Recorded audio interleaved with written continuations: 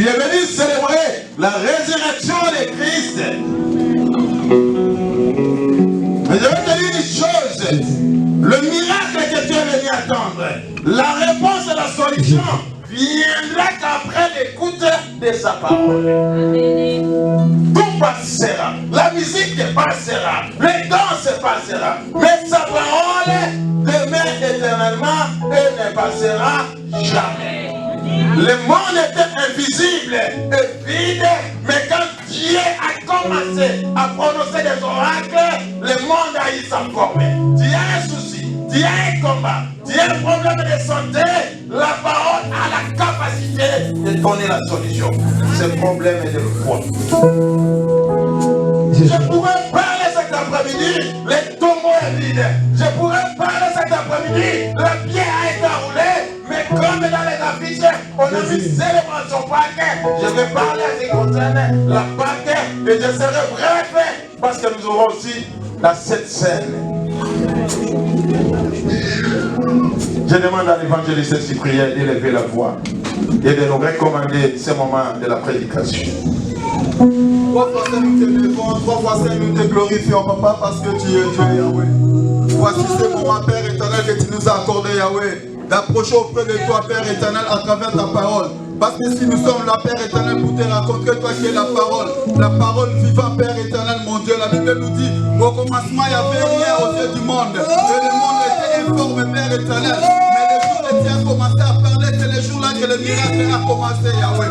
Seigneur, nous voulons vivre le miracle à travers ta parole. Nous voulons t'écouter, Père éternel, mon Dieu, mon roi, Papa. Que cette parole, Père éternel, oh Dieu de gloire, puisse nous transformer, Yahweh. Que cette parole, Père éternel, oh Dieu de gloire, puisse ramener un changement dans la vie d'une maman, dans la vie d'un papa, dans la vie d'un frère, dans la vie d'une sœur, Père éternel, mon Dieu, mon roi. La parole, la Père éternel, soit la parole que ton peuple attend, Père éternel. Yahweh, bénis chacun de nous, Père éternel. Accorde-nous, Père éternel, des oreilles claires, le cœur véritable de papa, pour recevoir ta parole, c'est ta parole. Sois loué, sois béni. Je dis Amen. Est-ce que nous pouvons donner une offrande d'acclamation pour la gloire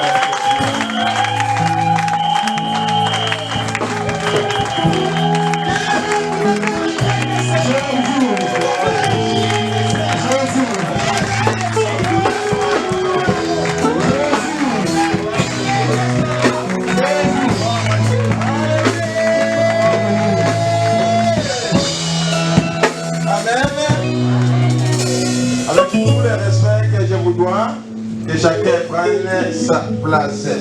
Et je demande aux musiciens de nous donner aussi le temps d'annoncer l'évangile. Nous l'appelons la bonne nouvelle parce qu'elle est différente de ceux du monde. Quand vous suivez la télé, des fois, dans notre nation, on a plein d'élections. Peut-être tu désirais que Mélenchon puisse devenir président. Et quand le verdict tombe, on te dit que c'est Macron, ça devient une mauvaise nouvelle. Tu ouvres la télé, on te dit à Ukraine, il y a eu autant de morts. Les Russes se sont en train de massacrer, ce ne sont pas des bonnes nouvelles. Mais la bonne nouvelle que nous voulons vous prêcher ou nous prêcher cet après-midi, tu es venu malade, il te dit j'ai la guérison. Tu as des soucis, il te dit je suis la consolation. C'est pourquoi nous l'appelons la bonne nouvelle, parce que lui-même, Jésus qui était la bonne nouvelle, partout il passait, partout il trouvait des problèmes, il donnait des solutions. C'est-à-dire l'évangile, la parole a une solution quelconque pour ta vie. Et dans le précieux nom de notre Seigneur Jésus-Christ, je vous transmets toutes mes salutations les plus fraternelles en Jésus-Christ. Et j'aimerais bien que l'Église m'aide à honorer mes deux enfants, mes deux frères, mes deux bien-aimés. Frère Charles, Télémaco, vous avez mon volume. Namoni Mamate. Maman Télémaco Yambayoko, c'est un bien-aimé qui a beaucoup aussi contribué pour l'avancement de cette œuvre. Et à chaque fois qu'on a besoin de lui, il n'arrête pas de nous honorer. Que Dieu vous bénisse. Papa connaît. Sur le premier dia qu'il faut toujours veiller pour que tout le monde se retrouve dans sa maison. Je vais encore honorer le frère Marco. Frère Marco, c'est un grand chanteur. Frère Mouta, Babine, prédication est à la cabaye du temps. Alléluia. Vous avez égoïste. Pour moi, je suis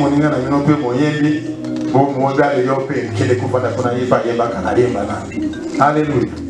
C'est ça la fraternité.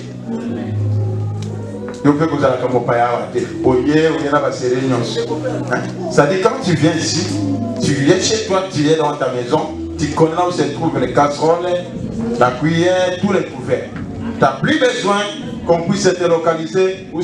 Tu as même le pouvoir d'aller jusqu'aux chambres à coucher de tes parents. Amen. Honorons les bien-aimés dans le précieux nom de notre Seigneur Jésus-Christ. Ainsi que tous les gens qui sont venus pour la première fois. En tout cas, avec beaucoup d'amour, je vous accueille dans la présence de votre Père qui est notre Dieu, dans le précieux nom de notre Seigneur Jésus-Christ. Je voulais parler, mais le temps me fait défaut. Je suis obligé d'abréger le message. La Pâque, c'est la commémoration de la résurrection de Christ. La Pâque, c'est la victoire sur la mort. La Pâque, c'est la victoire sur le péché. La Pâque, c'est le relèvement d'un peuple ou d'une nation qui ont été déchus. Ouvrez-moi la Bible dans Exode, chapitre 12, versets 8 à 11. Nous lisons dans le deuxième livre de Pentateuque, Exode, chapitre 12, versets 8 à 11. Le titre, Institution de la Pâque. Verset 8, nous lisons au nom de Jésus. Cette même nuit, on en mangera la chair, on la mangera rôtie au feu avec de pain sans levain et des herbes amères. Vous ne les mangerez pas à demi-cuit, ni bouillis dans l'eau, mais il sera rôti au feu, la tête avec le pâte et les entrailles. Vous n'en laisserez rien jusqu'au matin, et s'il en reste quelque chose le matin, vous le brûlerez au feu. Voici comment vous le mangerez: une ceinture à vos reins, vos sandales aux pieds et votre bâton à la main. Et vous la mangerez à la hâte. C'est la Pâque de l'Éternel. Verset 12. Cette nuit-là, je parcourrai le pays d'Égypte et je frapperai tout le premier-né du pays d'Égypte, depuis les hommes jusqu'au bétail, et j'exercerai des jugements contre tout le Dieu de l'Égypte. Je suis l'Éternel. Parole de Dieu. Amen. Amen. Que Dieu bénisse sa parole. Ici, la Bible nous parle de l'institution de la Pâque.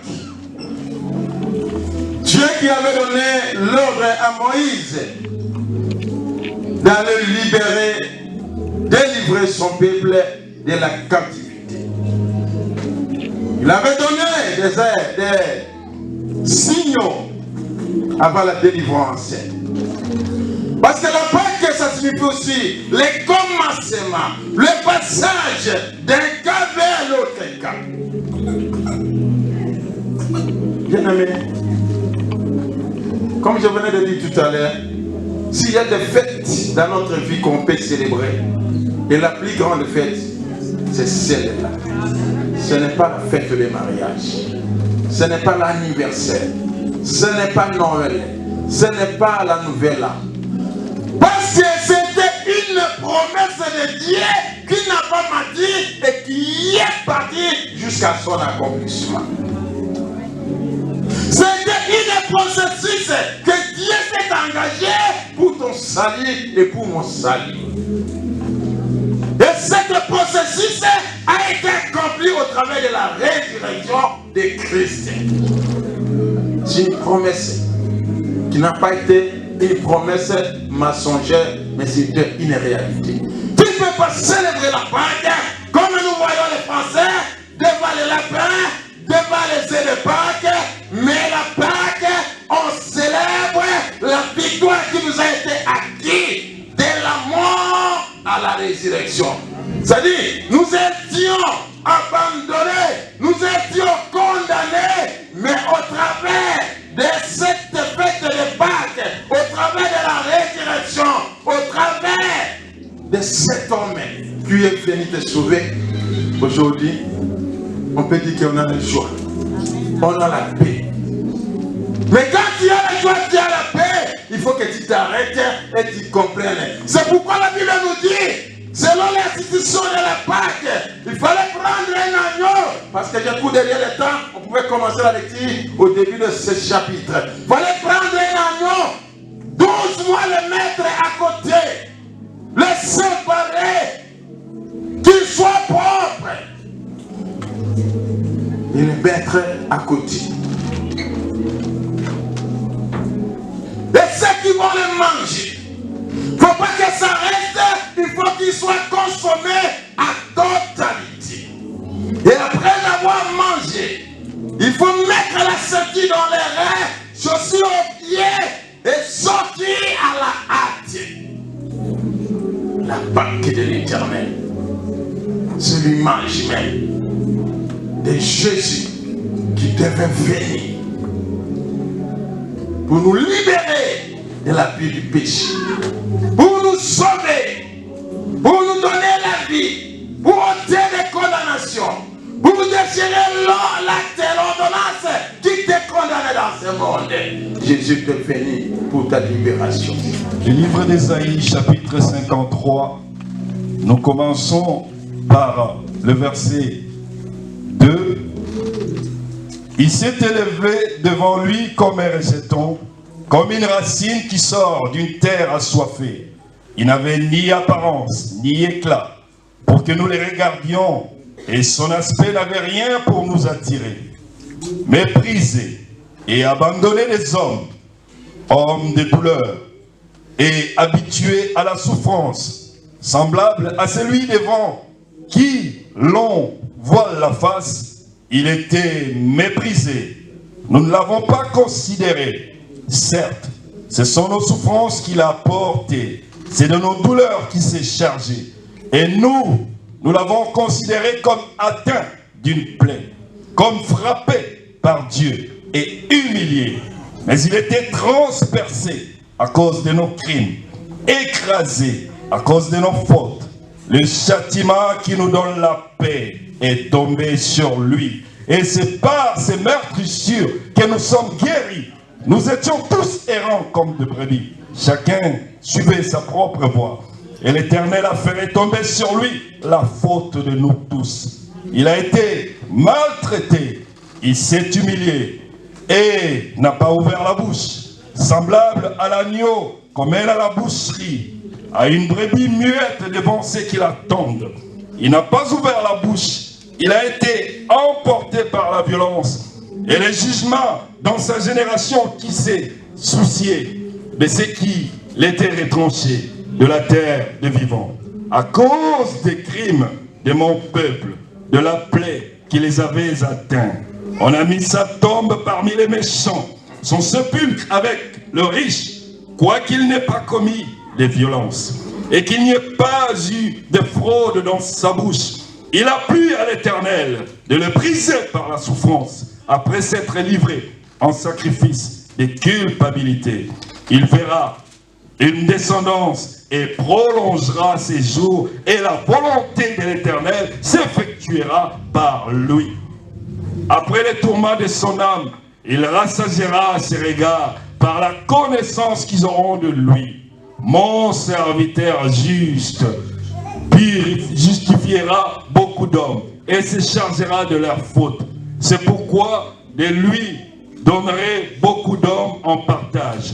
Il partagera le butin avec le puissant, parce qu'il s'est livré lui-même à la mort et qu'il a été compté parmi les coupables, parce qu'il a porté le péché de beaucoup et qu'il a intercédé pour les coupables.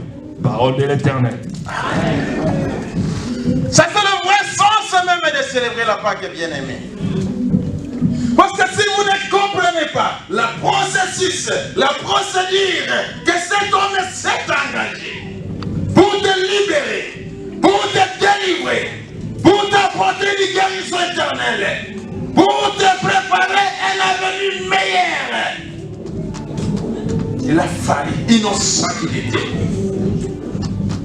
La Bible dit, Dieu, dans sa conception, a créé l'homme. Il voulait que l'homme soit bien. Qu'il n'y ait pas la mort sur la vie de l'homme. Mais dans le pays, il avait donné des instructions. Le salaire du péché, c'est la mort. Et quand le péché était entré par notre grand-père, Abraham, la mort a pris le dessus dans nos vies. Les maladies ont commencé à nous frapper. Les épidémies, les pandémies, toutes choses ont commencé. Et malgré notre faute, malgré notre désobéissance, Dieu dans son grand amour va s'engager, commencer à rechercher comment te revaloriser, comment te restaurer dans ta position initiale. Que l'ennemi t'a volé, que l'ennemi t'a piqué, que l'ennemi t'a prise. Et la Bible dit, comme il était souverain, quand sa parole sort, ça ne peut pas retourner sans toutefois accomplir sa mission. Il a dit, le salaire du péché, c'est la mort. Mais mon peuple commence à mourir comme des mouches.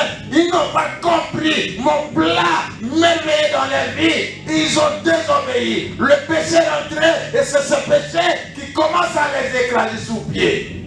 Mais se lève l'ouvrage de mes mains. Comment je peux le délivrer? Parce que j'ai parlé. Alors il faut qu'il y ait quelqu'un qui meurt sur la croix. Il faut que le sang coule.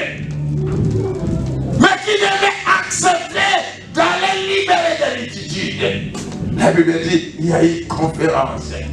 Il y a eu réunion. Il a siégé les anges. Il a siégé les 4 êtres vivants. Les 24 veillards. Il dit, mais mon peuple est en train de périr parce qu'ils ont commis les péchés. Et moi j'ai décidé, le salaire du péché c'est la mort. Pour que cette sentence soit ôtée, il faut qu'il y ait une personne qui accepte d'aller libérer. La Bible dit, il y a le silence dans les cieux, sur la terre, sous la terre, personne. Mais Jésus a accepté de laisser son trône de gloire.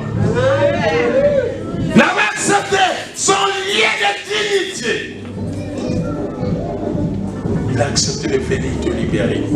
C'est toi qui as péché, c'est toi qui as désobéi. Mais dans ta désobéissance, dans ta péché, il est encore engagé pour commencer à te chercher. Vous voyez l'amour de Dieu vis-à-vis de nous. Et lorsque nous demeurons encore dans les péchés bien-aimés, nous remettons cet homme encore sur la souffrance et sur le calvaire. Loin de son père. Il y avait même des moments où il y a eu l'hostilité. Il a commencé à crier, Abba, Abba, Abba, la Massaba Katan. Pourquoi m'as-tu abandonné? Parce que son père lui a dit, oui, je me suis séparé de toi. Parce que moi j'ai les péchés. Comme tu as accepté de porter les péchés, maintenant il n'y a plus la communion. Il doit aller jusqu'à la fin. Bien aimé, quand je médite sur la mort de Jésus-Christ, il faut comprendre les 3 heures, les 6 heures plutôt, qu'il a passé sur la croix. Et les 3 jours qu'il a passé en enfer sur le séjour des morts. Ça dit, tous tes cancers, ta stérilité, tes diabètes, mon débat, niom, lombalgie, que sais-je encore. Il est parti chercher les vaccins. Pour que toutes ces choses ne puissent plus dominer sur ta vie. Il est passé 6 heures. Et les vaccins vaccin n'était pas encore au point. Il fallait encore descendre dans les séjours des morts pour que les vaccins soient au top. La Bible dit, il est parti dans le séjour des morts. Et dans le séjour des morts, il va aller croiser le directeur de la facilité de maladie pour lui arracher la clé. Les entités démoniaques qui dominaient, qui te terrorisaient. Et la Bible dit, le 3e jour, son vaccin était au point. Et il est sorti de ce jour de la mort. Et la Bible me dit d'accord, Dieu, ce jour-là, il y a une audience. Il a dit, oh mort, où est ton aiguillon? Oh mort, où est ta victoire? Si tu crains la mort, parce que tu demeures encore dans les péchés. Si tu crains la maladie, parce que tu demeures encore dans les péchés. Jésus l'a combattu. Il l'a géré. C'est pourquoi la Bible nous dit à Isaïe. Quand on regardait son visage, ça n'attirait plus parce qu'il n'y avait plus la beauté. Il n'y avait que des sueurs, il n'y avait que du sang qui coulait. Innocent qu'il était. Et tout cela pour que nous ayons la paix. Et cet homme nous donne encore l'audace de demeurer, de nous attacher toujours avec le péché. Bien aimé, je vous dis une chose, le diable nous donne toujours un contrat à CDD. Et son contrat CDD, qui a comme objectif la réjouissance. La réjouissance. Ça dit, il va te montrer tout ce qui est bon pour te réjouir. Mais comme la Bible me dit, les esprits sont soumis par les esprits. À un certain moment, il va arrêter l'esprit de réjouissance et il va encore susciter notre esprit pour t'amener de la main. Tu n'as jamais vu quelqu'un qui a des millions, qui a autant de maisons, mais il n'y a pas la paix dans sa vie. Et à cause de cela, les gens se donnent l'audience d'aller signer des pactes, même des pasteurs aujourd'hui dans les églises, pour qu'on l'acclame, pour faire des succès. Il y a beaucoup d'églises, les serviteurs ont fait des pactes avec les démons pour régner. Mais ce n'est que des tombeaux vides et des ossements desséchés. Pour avoir un CDD avec l'ennemi. Combien même parmi nous, à cause des papiers, tu trahis ta foi. Tu as laissé une femme au pays, tu viens prendre une femme. Tu as laissé un mari au pays, tu viens te marier ici.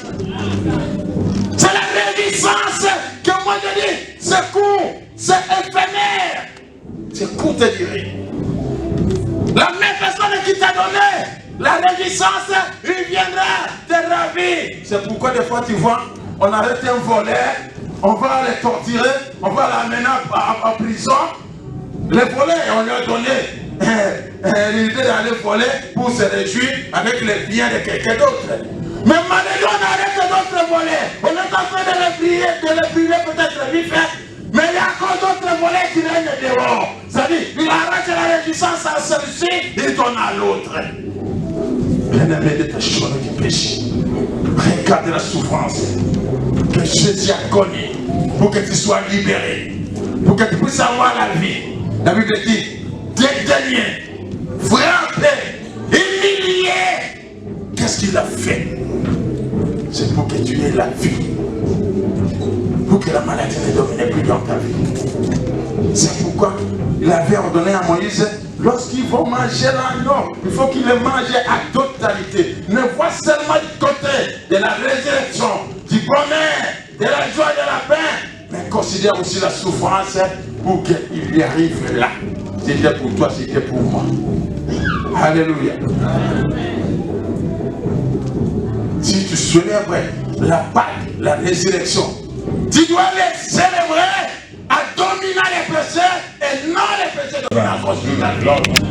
Donc, lorsque vous vous réunissez, ce n'est pas pour manger les repas du Seigneur.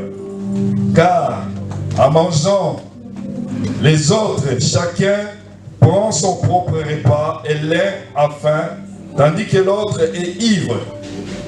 N'avez-vous pas de maison pour y manger et boire? Ou méprisez-vous l'église de Dieu et couvrez-vous de confusion ceux qui n'ont rien? Que vous dirai-je? Vous louerai-je? Et cela, je ne vous loue pas. Car moi, j'ai reçu du Seigneur ce que je vous ai transmis. Le Seigneur Jésus, dans la nuit où il fut livré, prit du pain, et après avoir rendu grâce, les rompit et dit, « Ceci est mon corps qui est pour vous. Faites ceci en mémoire de moi. » De même, après avoir soupé, il prit la coupe et dit, « Cette coupe est la nouvelle alliance en mon sang. Faites ceci en mémoire de moi toutes les fois que vous en boirez. Car toutes les fois que vous mangez ce pain et que vous buvez cette coupe, vous annoncez la mort du Seigneur jusqu'à ce qu'il vienne. C'est pourquoi celui qui mangera le pain et boira la coupe du Seigneur indignement sera coupable envers le corps et le sang du Seigneur. Que chacun donc s'examine soi-même et qu'ainsi il mange du pain et qu'il boive de la coupe. Car celui qui mange et boit sans discerner le corps du Seigneur mange et boit un jugement contre lui-même. C'est pour cela qu'il y a parmi vous beaucoup de malades et d'infirmes et qu'un assez grand nombre sont décédés. Si nous nous jugions nous-mêmes, nous ne serions pas jugés. Mais par ce jugement, le Seigneur nous corrige afin que nous ne soyons pas condamnés avec le monde. Verset 33. Ainsi, mes frères, lorsque vous vous réunissez pour les repas du Seigneur, attendez-vous les uns les autres. Amen. Dieu. Nous ne sommes pas comme ils sont en train de prendre le corps du Christ et boire son sang comme si c'était dans leur maison. Quand ils sont devant la sémoune, devant du riz, devant le pain, ils font ce qu'ils veulent. Mais ça, on appelle ça sacrément.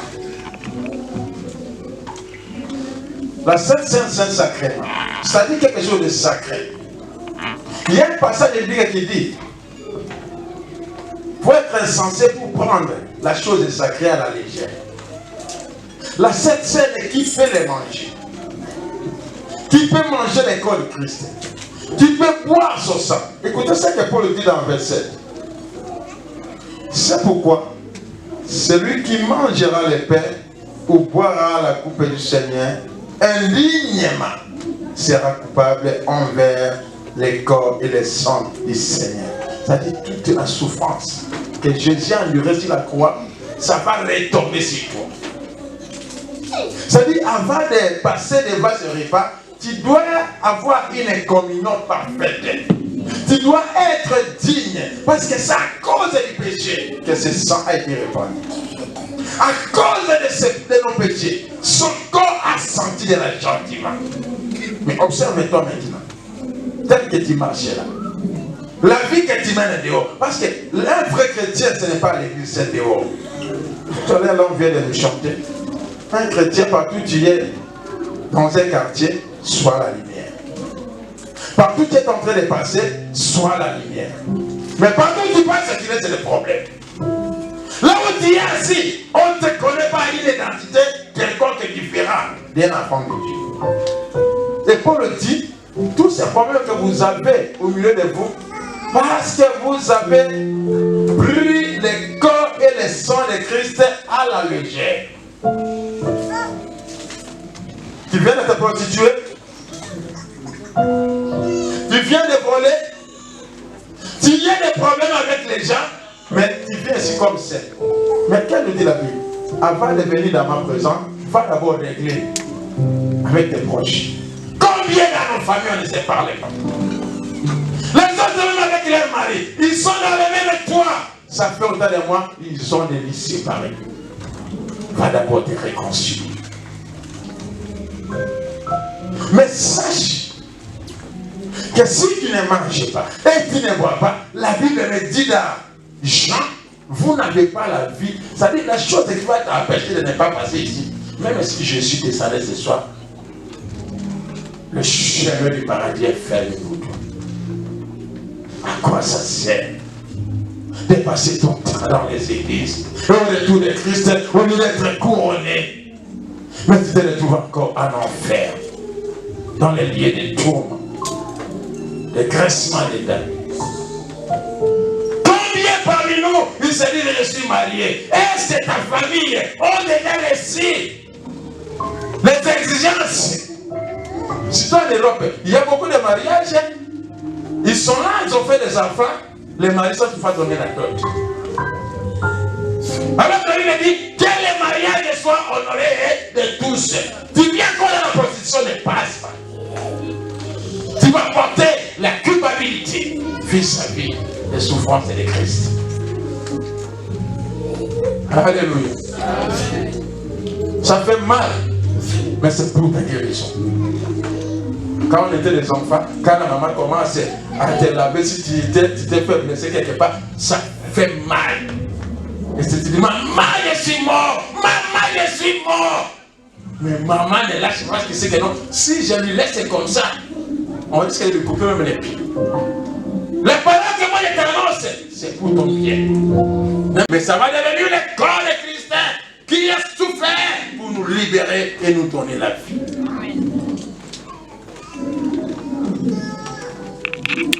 Éternel, mon Dieu, mon roi, je lève ce morceau du pain à te rendre des actions de grâce, comme il a fait avant la mort de la croix. Tu as rendu grâce, tu l'as purifié, tu l'as sanctifié, tu l'as consacré. Laisse, Seigneur, que ce pain qui est au devant de moi ne soit plus du pain qui vient des boulangers. Que ce pain se transforme au corps de Jésus-Christ qui a reçu les clous sur la croix. Après avoir le pain, il a pris la coupe. Tu étais le sang de son alliance. C'est cette alliance que Dieu s'engage tous les jours. Même quand tu tombes, il vient te relever. Quand tu tombes, il s'engage à te pardonner. Et quand tu bois, avec un cœur digne, l'œuvre de son sang qui a coulé s'accomplira dans tes souffrances et dans tes soucis. Je vais rendre grâce. Éternel des armées, je te présente ce jus de raisin qu'on se procurait auprès des marchands dans les supermarchés. Que ce jus de raisin ne soit plus le jus de raisin, mais que le mystère de la scène, que le jus soit transformé au sang de Jésus, le sang de l'alliance, le sang de la victoire, le sang qui nous sauve. Et toutes les personnes qui en croira, Seigneur, si l'alliance est interrompue, que l'alliance revienne et que la communion revienne. Tu l'étais malade, tu l'étais condamné, tu l'étais réclamé, que le sang de Jésus qui a coulé puisse apporter la libération.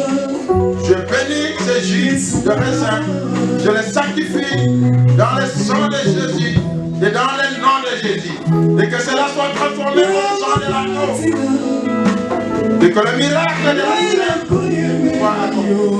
Au nom de Jésus,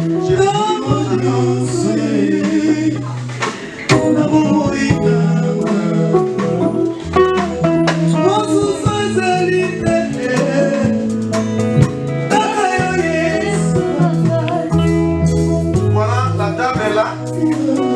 Personne ne va t'obliger. C'est ton cœur.